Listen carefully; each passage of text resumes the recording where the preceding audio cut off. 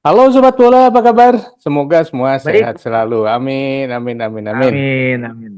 Indonesia hanya diperkenankan meraih 1 poin di laga ketiga kualifikasi Piala Dunia ya, Betul. lawan Bahrain, di mana Indonesia sebelumnya tertinggal tapi kemudian bisa menyusul dan akhirnya hanya boleh 1 poin saja oleh wasitnya. Wasitnya tidak rela. Gimana bro? Ya, memang kan dari sejak sebelumnya ya, materi sebelumnya Bro Eri juga sempat khawatir dengan kepemimpinan wasit. Walaupun saya juga berusaha untuk ini ya, berusaha untuk menetralkan diri gitu loh. Ternyata apa yang dikhawatirkan oleh Bro Eri itu mungkin juga dikhawatirkan oleh banyak netizen kita mengenai pemilihan wasit asal Oman ini akhirnya terjadi gitu loh.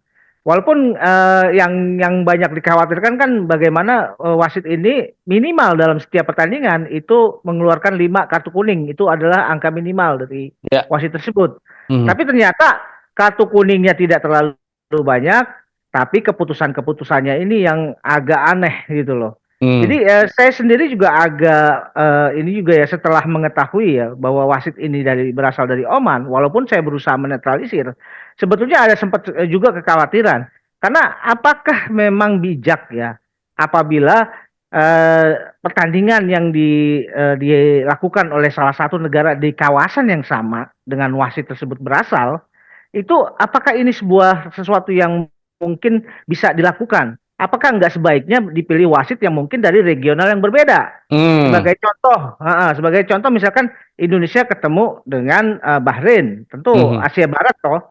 Nah, Hmm. tentu yang akan dipilih mungkin bukan wasit-wasit dari kawasan Asia Barat juga, tapi Hmm. mulai dipilih dari wasit dari Asia Tengah, mungkin dari Uzbekistan, Mhm. Tajikistan, atau Kirgistan. Itu mungkin bisa dilakukan ya untuk mencegah hal-hal yang demikian. Mhm. Karena lagi-lagi dalam hal ini, kalau kita merujuk pada beberapa kali pertandingan Indonesia, toh akhirnya Indonesia lagi-lagi yang menjadi korban gitu loh, bro. Ya, kabarnya Indonesia mau bikin protes nih ke AFC, tapi netizen ragu nih. Karena apa? Karena Presiden AFC sendiri asalnya Bahrain.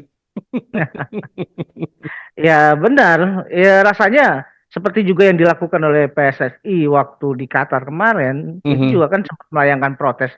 Tapi protes setelah pertandingan dan itu sudah menjadi keputusan yang mutlak, apalagi Hmm. pertandingan sudah berakhir. Ya. Rasanya kok agak mustahil ya itu akan mengubah hasil dari pertandingan. Mhm. Tapi walaupun bagaimana, itu kan membuktikan ya bahwa Mhm. banyak negara-negara lain ini sudah mulai khawatir dengan kehadiran Indonesia. Mhm. Jadi Indonesia bermain 2 kali tandang itu mendapatkan hasil yang lumayan positif. 2 kali tandang bisa mendapatkan angka. Artinya sampai saat ini Indonesia dalam 3 pertandingan belum kehilangan angka sekalipun, walaupun angka yang diraih adalah angka minimum yaitu Mhm. angka 1 ya. Ya. Tapi ini juga sebagai pembuktian bahwa timnas kita kali ini perkembangannya jauh melesat gitu loh. Yang Mhm. ini kemudian berusaha diantisipasi kadang-kadang kalau kita melihat pada lawan yang dari Asia Barat ini, Mhm. antisipasinya udah kelewatan gitu loh. Mhm. Kelewatan dari cara-cara, ya kita kan tahu bahwa kebiasaan dari negara-negara Arab terutama itu bagaimana pemain-pemainnya sangat jago dalam berusaha memanipulasi keputusan-keputusan wasit atau melakukan provokasi dengan drama-drama yang recehan lah sebetulnya.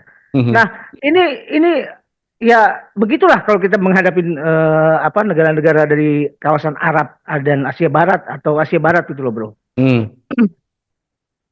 Ya, ini Sintayong sendiri di conference ya itu juga menyinggung soal wasit. Dia bilang kalau AFC ingin memperbaiki sepak bola Asia gitu ya, yang harus diperbaiki adalah wasitnya juga gitu.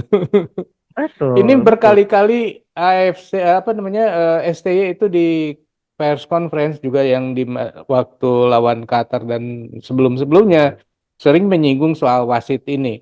Apakah memang wasit di Asia ini memang seperti ini ya, Bro ya? Ya, saya sih melihat gini, kalau yang lawannya dari Asia Barat, dari Mhm. negara-negara Arab, entah kenapa, ini sering terjadi ini ya terjadi apa keputusan-keputusan yang berpihak gitu loh. Mhm, Ini mhm, juga agak mengherankan bahwa seringkali negara-negara dari kawasan yang berbeda ketika menghadapi negara-negara Arab itu seringkali dirugikan.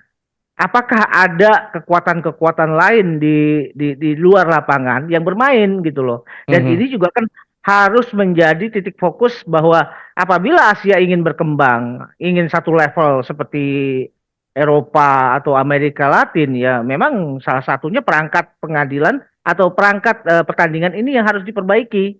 Dan sebetulnya kan isu-isu mengenai kepemimpinan wasit ini kan juga sudah sering bergema lah katakanlah ya, mhm, apalagi di Qatar kemarin itu beberapa kali kejadian-kejadian kontroversial, tapi kok masih terus berlangsung gitu. mhm. Nah ini juga agak lebih tragis sebetulnya kalau di pertandingan ini karena pertandingan yang sudah memasuki injury time 6 menit sudah lewat, sudah hampir memasuki 3 menit tambahan dari menjadi menit ke 99 itu kan akhirnya terjadi gol. Ini sepertinya wasit itu menunggu memang Bahrain ini menyamakan Mencetak kedudukan. gol. Iya, ah gila ini mah. Ya kalau kita lihat juga di Hmm, Indonesia apa Bahrain melawan Australia di mana pada saat itu juga Australia dapat kartu merah lagi ya dari wasit ya. Dan ya, golnya juga di penghujung ya itu pun karena gol bunuh diri ya. Sangat mungkin karena 11 lawan 10 kan ya mungkin ya, banyak serangan sehingga terjadi gol bunuh diri seperti itu. Nah, ini ya, apakah memang sengaja nih ya Bahrain menitipkan gitu ya kepada pengadil supaya dapat jatah gitu lewat jalur kemana yang juara kedua lah gitu atau gimana ya? Karena ya, kelihatannya agak aneh aja nih Bahrain ini sama dengan Qatar kemarin ketika di Piala Asia yang lalu ya. iya, iya. Memang saya juga nggak terlalu mengerti ya kenapa kalau menghadapi negara-negara dari Arab Mhm, yang negara-negara kaya terutama mhm, itu ada keberpihakan dari sang pengadil gitu loh. Ini juga mhm, kan harus dicari apa ya, apa yang menjadi penyebabnya gitu loh, Bro. Dan ini adalah tugas dari AFC, mungkin juga menggandeng FIFA dalam hal ini ya, untuk juga mulai mendeteksi apa sih yang menjadi penyebab gitu loh. Karena kalau kita di luar ini ya perangkat pengadilan gitu ya, perangkat pengadil di lapangan, rasanya kok agak sulit untuk bisa mendeteksi. Yang bisa mendeteksi adalah mereka sebetulnya. mhm, Ya, cuma memang ya itulah tadi ini adalah sebuah apa drama-drama yang menjadi bumbu penyedap lah dalam hal ini.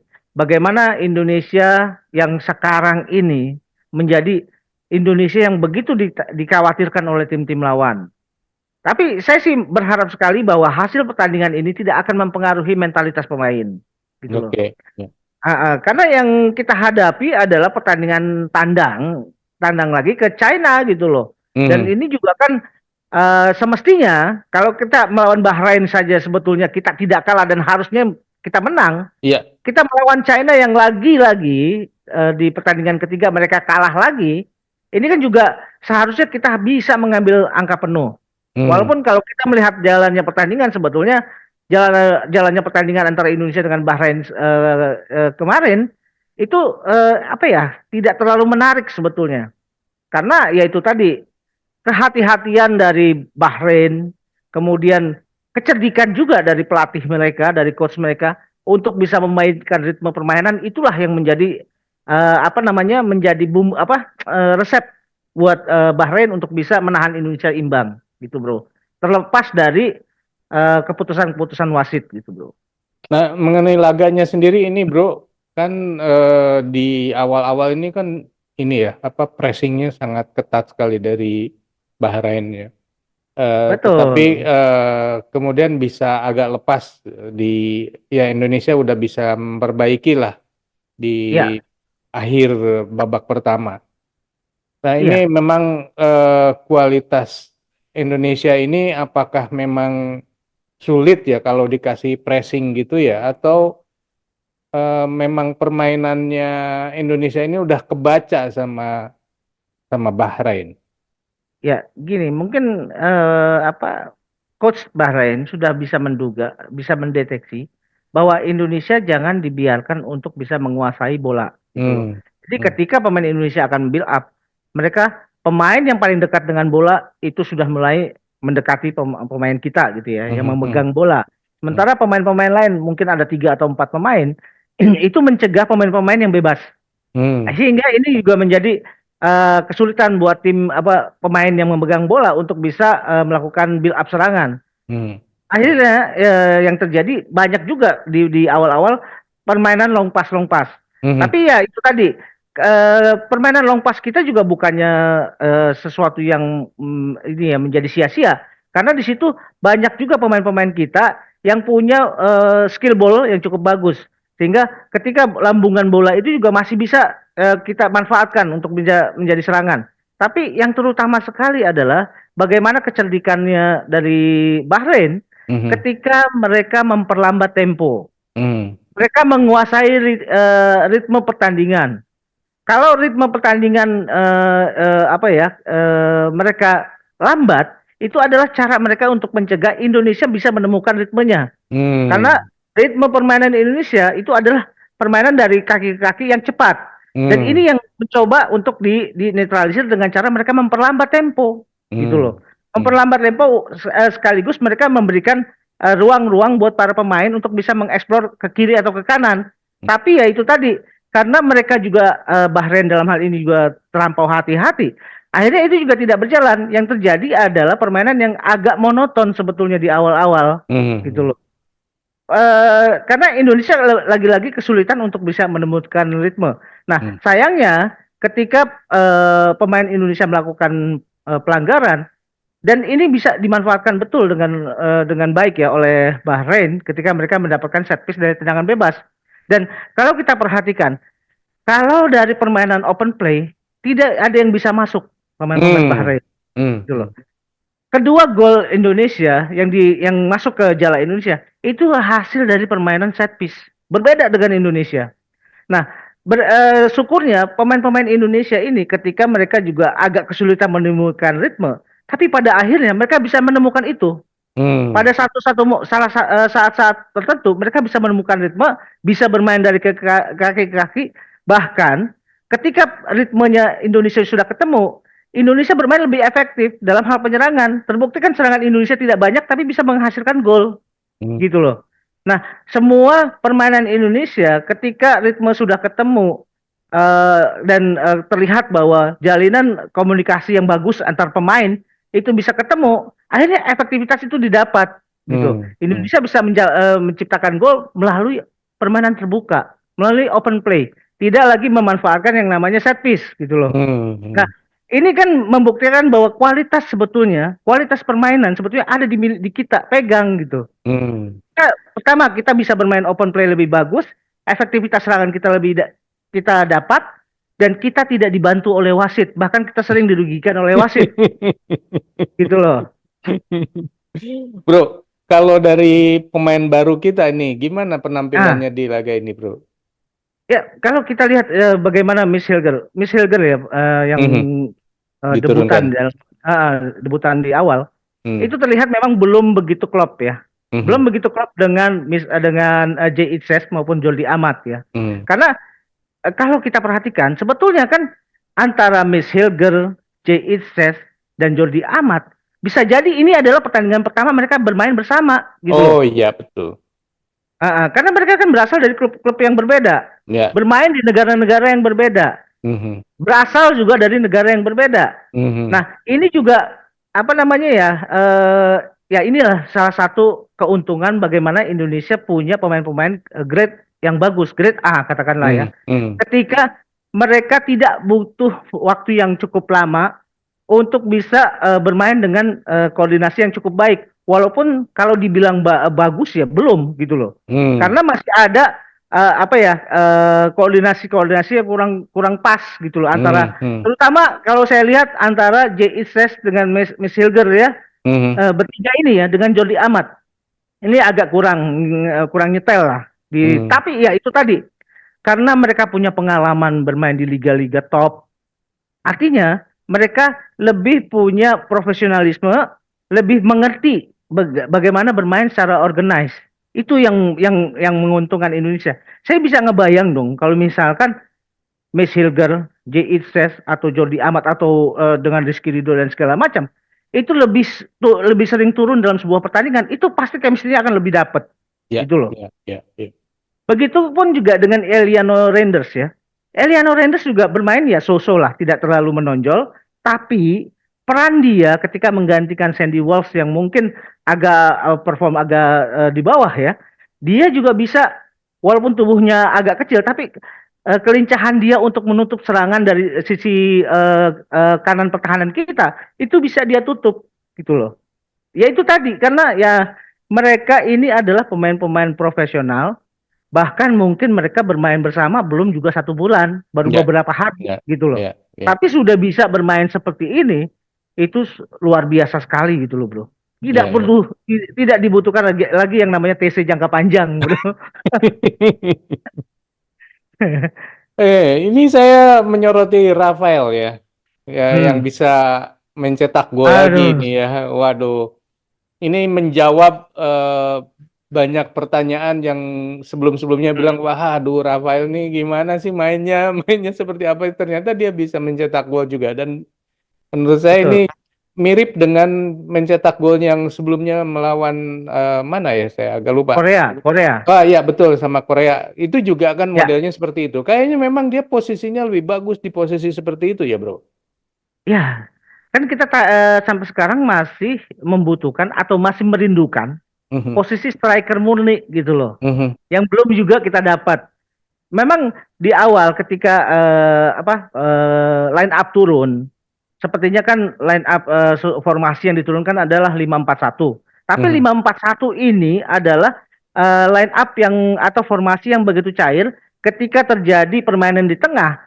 5-4-1 ini akan berubah mhm, menjadi 3-5-2 untuk mhm, menjaga kestabilan di lini tengah. Tapi ketika timnas kita menyerang, ini formasinya berubah lagi, mhm, berubahnya menjadi 3-4-3. Nah, 3-4-3 ini di sini diisi oleh Rafael Struijk, Ragnar dan Malik Rizaldi di awalnya ya. mhm, mhm, Nah, sebetulnya kan di awal ketika kita menyerang 3-4-3 dipakai, itu kan posisi Rafael Struijk lebih banyak bermain di tengah. mhm, Tapi Sintayong kemudian merubah posisinya Rafael menjadi lebih ke kiri karena mhm, sebetulnya memang dia bukan seorang striker murni gitu mhm, loh. Nah, dalam hal ini Ragnar yang akhirnya menempati posisi di tengah dan Malik mencoba penetrasi dari kanan walaupun ya dengan gaya pertahanan Bahrain yang bagus ya sebetulnya juga tidak terlalu ini ya, tidak terlalu menunjukkan hasil gitu loh. mhm, Tapi lagi-lagi ketika Indonesia menemukan ritme permainan selesai, Bro. mhm, Indonesia efektif dalam hal penyerangan. mhm, Terlihat ketika Indonesia dapat bola serangan dari kaki ke kaki, Rafael dapat peluang, dia tembak langsung masuk. Dan satu hal yang menjadi hal yang istimewa ya buat seorang Rafael, mhm, dia pemain yang sangat tahu anatomi dari gawang ya. Anatomi gawang dia sangat mengerti gitu loh. mhm, Karena dia artinya tidak terlalu mengandalkan permainan-permainan atau tembakan-tembakan keras, tapi dia lebih mengandalkan flashing permainan, flashing mhm, tendangan gitu loh. Contoh, ketika bermain dengan Korea, dia tidak ada yang menyangka bahwa dia akan menembak langsung dan mhm, itu hanya pressing aja. Sebetulnya tendangan tidak keras, tapi dia pressing di luar jangkauan dari kipernya Korea waktu itu mhm, ya. mhm, Nah, di dalam hal ini ketika melawan Bahrain pun seperti itu. Dia mhm, tidak berusaha untuk menembak keras, tapi dia melihat posisi dari penjaga gawang ada di tengah. Dia mengambil agak ke kanan sedikit, tembak dengan bola agak melengkung, itu yang bisa menciptakan gol gitu loh. mhm, Karena posisi penjaga gawang pun akhirnya tidak bisa bergerak karena dia tidak menyangka bahwa bola akan ditendang langsung dengan cara placing tadi. Ini mhm. suatu yang sangat istimewa ya bahwa pemain seorang pemain depan itu mengerti sekali yang namanya anatomi tiang gawang gitu loh bro. Ini tapi kan apa namanya Bahrain juga punya tendangan yang luar biasa nih dari second line ya. Ya, Betul. yaitu tadi dari eh, apa